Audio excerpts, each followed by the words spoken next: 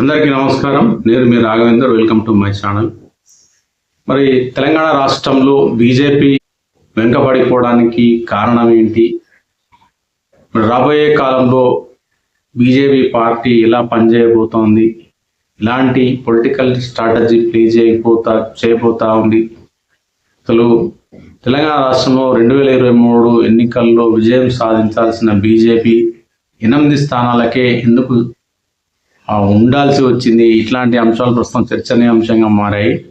ఇక మనం వివరాల్లోకి వెళ్తే కనుక నా అనాలిసిస్ ప్రకారం ఏంటంటే,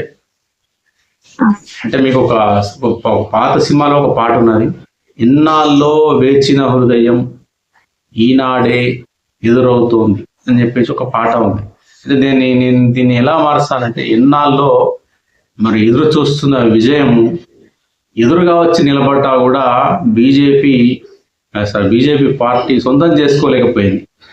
అంటే విజయము హత్తుకోవడానికి, వీళ్ళను బీజేపీని హత్తుకోవడానికి ముందుకొచ్చినా కూడా బీజేపీ పార్టీ దాన్ని సమర్థవంతంగా సమయస్ఫూర్తితో చేజిక్కించుకోలేకపోయింది. మరి ఆ పాపం ఎవరిది, ఆ పుణ్యం ఎవరిది, ఆ తప్పు ఎవరిది అంటే బీజేపీ పార్టీది అని చెప్పి నేను కాదు, అందరూ అదే విషయం మాట్లాడుతూ ఉంటారు. దానికి ప్రధాన కారణం ఏంటి అంటే, బీజేపీ పార్టీలో నాయకుల మధ్య సమన్వయం లేకపోవడం, బీజేపీ పార్టీలో నాయకుల మధ్యన ఎప్పుడూ పొరపొచ్చాలు ఉండడం, ఈగో ప్రాబ్లమ్స్ ఎక్కువ ఉండడం దానికి ప్రధాన కారణం అని నేను చెప్పడం కాదు. ఈరోజు ఎవరైనా చెప్తారు, సోషల్ మీడియాలో కూడా అది చర్చ జరుగుతూ ఉంది.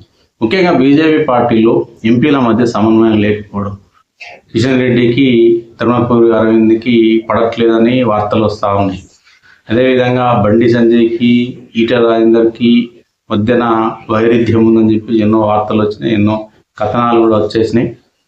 అంటే తెలంగాణ రాష్ట్రంలో నాయకుల మధ్యన ఐకమత్యం లేకపోవడం వల్లనే తెలంగాణ రాష్ట్రంలో బీజేపీ అనేది వెనుకబడిపోయింది. ఏ ఎన్నికలు జరిగినా మన తెలంగాణ రాష్ట్రంలో బీజేపీ పార్టీ అంటే ఈ విజయాలను అందుకోలేకపోతుందని చెప్పేసి చర్చ జరుగుతుంది. నా ఉద్దేశం కూడా అదే.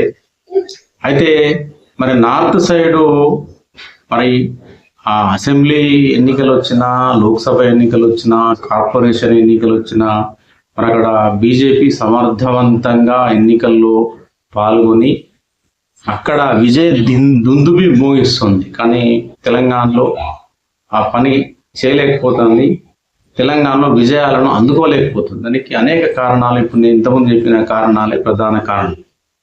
అయితే ఇప్పుడు కొత్తగా వచ్చిన నితిన్ నబీన్ ఎవరైతే మరి బీజేపీ జాతీయ అధ్యక్షుడు ఎవరైతే ఉన్నారో, మరి అతను మరి చాలా వ్యూహాత్మకంగా వెళ్తున్నట్లయితే కనపడతా ఉంటుంది. మరి ఇటీవల మరి ఎన్నికలు జరిగినాయి, మనకు ఇక్కడ పశ్చిమ బెంగాల్లో ఎన్నికలు జరిగినాయి. బీజేపీ మరి అత్యధిక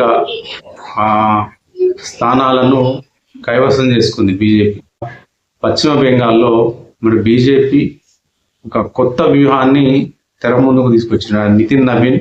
అంటే ఆ రాష్ట్రాల్లో మరి బీజేపీ నాయకుల మధ్యన గొడవలు కావచ్చు, పొరపొచ్చాలు కావచ్చు, ఒకరంటే ఒకరికి పడకపోవడం కావచ్చు, ఇట్లాంటి అంశాలు ఎక్కువ ఉన్నాయి. సమన్వయం లేకపోవడం కావచ్చు, ఒకరి అభిప్రాయాన్ని ఒకరు వినకపోవడం కావచ్చు, ఒకరి సలహాను ఒకరు తీసుకోకపోవడం కావచ్చు, ఇట్లా అనేక సమస్యలు నాయకుల మధ్యన ఉన్నాయి. అయితే కొత్తగా వచ్చిన మరి జాతీయ అధ్యక్షుడు నితిన్ నబీన్ మరి ఆ నాయకులను కూర్చోబెట్టి మాట్లాడి వాళ్ళ మధ్యన ఒక మంచి సమన్వయం తీసుకొచ్చి మరి ముఖ్యంగా పశ్చిమ బెంగాల్, నేను చెప్పేది పశ్చిమ బెంగాల్, ముఖ్యంగా పశ్చిమ బెంగాల్లో విజయం సాధించడానికి ప్రధాన కారణం అక్కడ ఉండే బీజేపీ నాయకుల మధ్యన ఉన్న గొడవలన్నింటినీ పక్కన పెట్టి వాళ్ళందరినీ ఐకమత్యం చేయడంలో, అందరూ కలిసి కట్టుగా ఐకమత్యంగా మరి పార్టీ గురించి పనిచేయడానికి వాళ్ళు ఒక ప్రణాళిక, ఒక వ్యూహ రచన చేయడం జరిగింది అక్కడ. కాబట్టి మరి పశ్చిమ బెంగాల్లో మన బీజేపీ విజయాన్ని సాధించింది.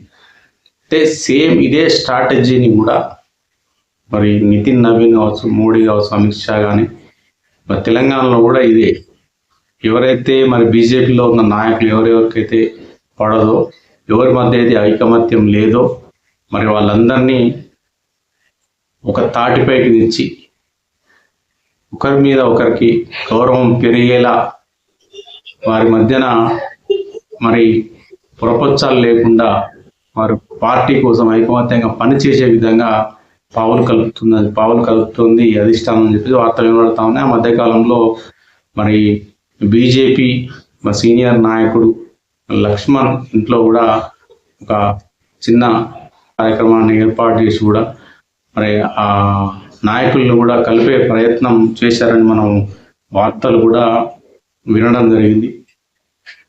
అయితే తెలంగాణ రాష్ట్రంలో మరి తెలంగాణ రాష్ట్రానికి బండి సంజయ్ అధ్యక్షుడిగా ఉన్నప్పుడు మరి బీజేపీ ఏ విధంగా రాష్ట్రంలో ఎదిగింది, ఏ విధంగా రాష్ట్ర ప్రజలు బీజేపీ పార్టీని ఆదరించారు, బండి సంజయ్ని ఆదరించారు. ఒక వేవ్ వచ్చింది, అద్భుతమైన వేవ్ వచ్చింది. ఆ అద్భుతమైన వేవ్ను అద్భుతమైన అవకాశాన్ని బీజేపీ పార్టీ ఇప్పుడున్న నాయకులు అందిపుచ్చుకోలేకపోయారు అన్నది ఇది నిజం, 100% నిజం. ఇది మీరు గత జిహెచ్ఎంసీ ఎన్నికలను తీసుకుంటే కనుక 48-49 స్థానాలను బీజేపీ కైవసం చేసుకున్నట్టే మామూలు విషయం కాదు. అది రాష్ట్రంలో కూడా చాలా మంది బీజేపీ జెండా వైపు, బీజేపీ పార్టీ వైపు అందరూ చూశారు. దాన్ని చూడడానికి కూడా ప్రధాన కారణం బండి సంజయ్ అని చెప్పి ఆయన అద్భుతమైన ప్రసంగాలు, ఫైర్ బ్రాండ్గా ఆయన చేసే వ్యాఖ్యలు, పాత బస్తీలోకి భాగ్యలక్ష్మి టెంపుల్కి వెళ్ళి ఆయన మాట్లాడడం కావచ్చు, ఆయన చేపట్టిన యాత్రలు కావచ్చు, ఆయన నిర్వహించిన బహిరంగ సభల్లో ఆయన మాట్లాడిన విధానం కావచ్చు. అంటే తెలంగాణ రాష్ట్రంలో ప్రజల్లో బీజేపీ పార్టీని కాషాయ జెండాను తీసుకుపోవడంలో బండి సంజయ్ అవిరళ కృషి చేశాడని చెప్పేసి నేను బలంగా నమ్ముతాను.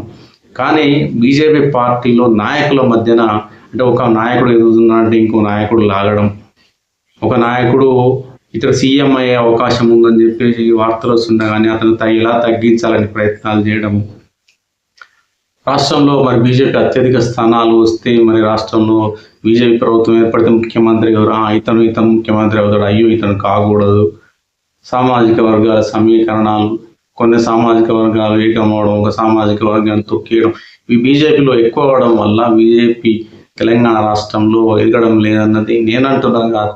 బయట మేధావులు, అనలిస్టులు, సామాన్య ప్రజానీకం సైతం ఇదే మాట్లాడుతున్నారు అన్నది మాత్రం ఇది 100% నిజం. మరి ఇప్పటికైనా బీజేపీ తెలంగాణ రాష్ట్రంలో కాషాయ జెండా ఎగిరేయాలంటే జిహెచ్ఎంసీ ఎన్నికల్లో కావచ్చు, ఏ ఎన్నికల్లోనైనా, వచ్చే అసెంబ్లీ ఎన్నికల్లో అయినా సరే బీజేపీ రాష్ట్రంలో విజయ దుందుబి మోగించాలంటే ఖచ్చితంగా పార్టీలో నాయకుల మధ్య అందరు నాయకులు కలిసికట్టుగా పనిచేసి ఐకమత్యంగా పార్టీ గెలుపు కోసం కృషి చేసినట్లయితే ఖచ్చితంగా గెలుస్తుందని చెప్పేసి నేను భావిస్తూ ఉన్నాను. మరి ఏ విధంగా మరి రాబోయే ఎన్నికల్లో బీజేపీ వారి యొక్క పొలిటికల్ స్ట్రాటజీని ప్లే చేస్తుంది, ఎట్లాంటి వ్యూహరచన చేస్తుంది, ఇప్పటికైనా నాయకులు కలిసి ముందుకు వెళ్తారా, కలిసికట్టుగా నడుము బిగించి పార్టీ కోసం ముందుకెళ్తారన్నది అయితే మనం వేచి చూడాలి.